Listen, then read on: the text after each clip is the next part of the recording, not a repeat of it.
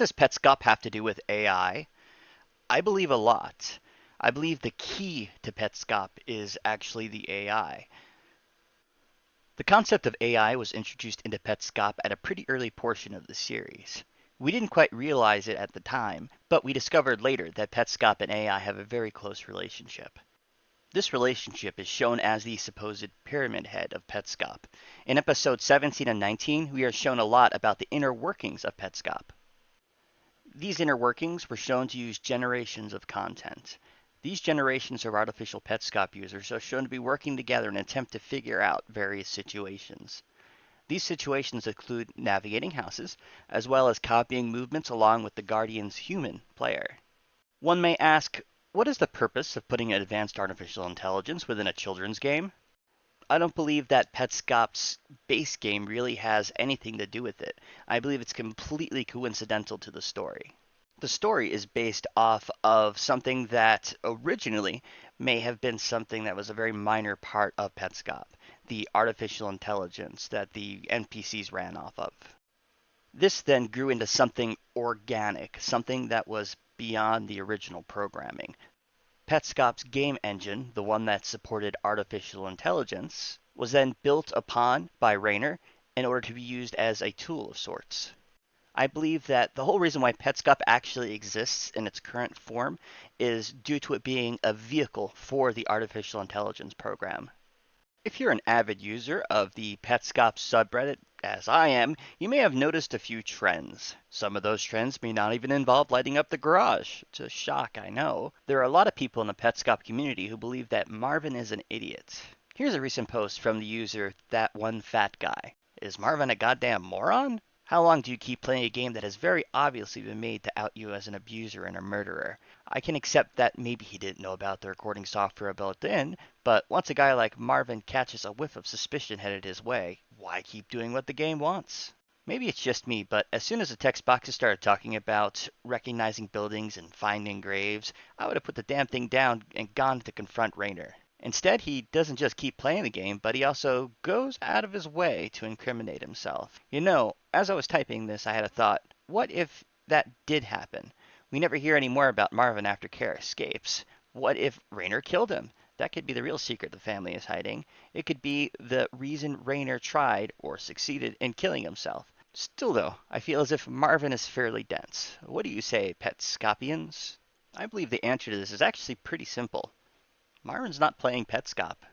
Ask yourself, would you play through a game that was accusing you of murder? Would you have the time to beta test a Pokemon clone while you were torturing your kidnapped daughter in Music Theory, while also keeping her fed, clothed, and, well, bathed? Not to mention keeping her quiet and not escaped. And even then, when she did escape, would you have the time to hang out with the in-laws for a round of Monster Rancher? Yeah, it's going to be a no. So I came up with what I believe is the in-universe story of Petscop. And yes, it has a lot to do with artificial intelligence. The original purpose of Petscop may have been to entertain. The original Petscop might have been a prototype that Rayner was going to use to sell himself as a third-party game developer. Perhaps Rayner's ultimate goal was to be a really big third-party game developer like Naughty Dog or Rare. Sadly, at the start of Rayner's career, tragedy struck. His brother, Michael Hammond, was kidnapped. Shortly thereafter, Michael died.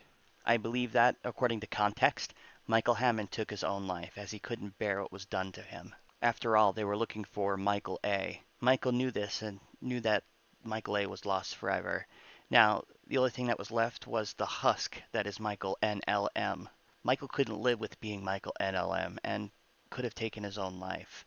My best guesstimate is that he likely committed suicide via car. Rayner was rightfully very upset when his brother died.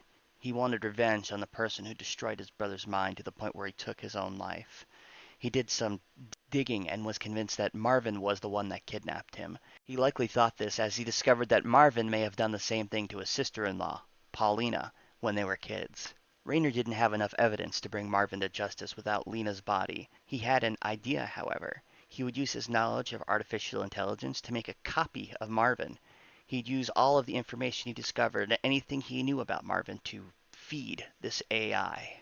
He'd then have the AI retrace its steps to lead to Lena's body. The only bottleneck is how long it would take to make the passable AI.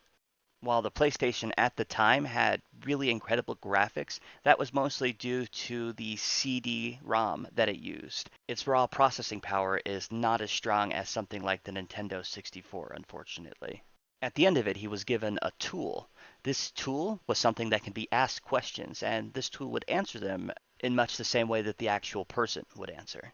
I believe that Petscop's evolved purpose from that point on was to be used as a tool by Rainer in order to locate Lena's body for revenge. Unfortunately, that was only its first purpose.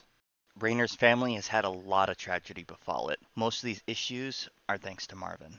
Marvin, being one of the worst humans who has ever lived, decided to take another victim. Does he find a random stranger to satiate his lust? No. He takes his own daughter. Rainer is mentally destroyed by this.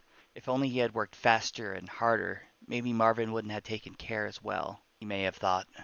He may have also thought his only hope was to use his tool once again. Perhaps if he could act fast enough, he could find her quickly.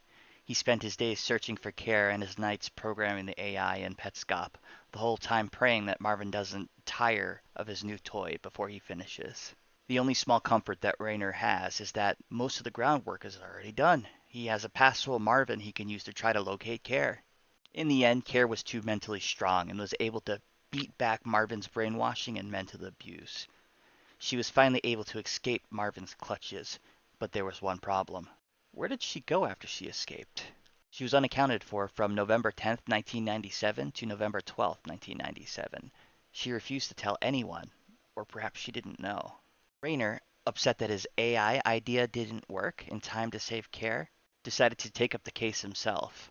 Thankfully, since he had Care available to him, was able to make an even more efficient AI of Care. To him, it'll be way easier to recreate Care when compared to Marvin. He can then use the Care AI to retrace all of her steps so he can discover what she did those missing days. He was eventually able to use the information about Care and Care's inputs to make an even better AI of her than he expected. This AI is so good and perfect that it's almost like he raised Care A from the dead. He was able to turn Care NLM back into Care A somehow.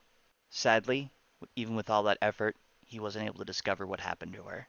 Fast forward 15 years, and Rainer's cousin Paul finds a game in Paul's mother's stuff. This game has absolutely no purpose at the point Paul finds it. It's a relic of a dark time in the Leskowitz and Mark family history. Paul pops it in his PlayStation after finding some cheat codes and is shocked at the craziness that he finds. He's not aware of the AI at the moment, so the interactions he has with the game feel spooky and haunted. Paul tells his friend about the game, but then his family finds out. His family explains his purpose, and Paul suddenly becomes reluctant to share the game anymore. He doesn't want to violate the privacy of the traumatized cousin, Carrie. Eventually, Carrie and the family give the okay, even though he's still reluctant. After some soul searching, he finally decides that it's okay to share this game with the world. That's because, to him, this is a relic of showing how strong his cousin Carrie can really be. Flash forward at least 15 years.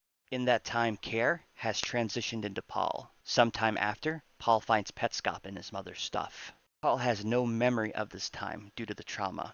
It's a relic of a dark time in the Leskowitz and Mark family history. Paul pops it in his PlayStation after finding some cheat codes and is shocked at the craziness that he finds. The game invokes long dormant memories that he just can't explain. He starts noticing coincidences like how Care and he look exactly alike and for some reason have the same birthday. Paul tells his friend about the game, but his family finds out. His family wants to see if Rainer's game will help Paul get over his trauma, as Paul has been holding on to it for a very long time. Additionally, they want to discover what happened on November 10th, 11th, and 12th of 1997. Paul suddenly becomes reluctant to share the game anymore. He doesn't want to relive the trauma, but he only realizes this subconsciously. He's confused at why his family keeps on insisting that he relives this. Eventually, despite the disturbing nature of the game, he slowly discovers more and more about himself, and then he realizes that he's actually Care. Hey guys, Pope Michael here. I'm really humbled by all the love and support that everybody has provided for me on this series. The future of the channel is looking really bright. Not only have I got a new mic, but I've also got about a dozen volunteers who want to do some voices for the series. There are also plans to expand into other series such as Dragon Ball, JoJo's, Firefly, and many others. And all that will include expansions into theory crafting and the like. So you know the drill. Like, comment, subscribe, hit the bell, and follow me on Twitter at ThePopeMichael. See you guys next time, and I hope you have an awesome day.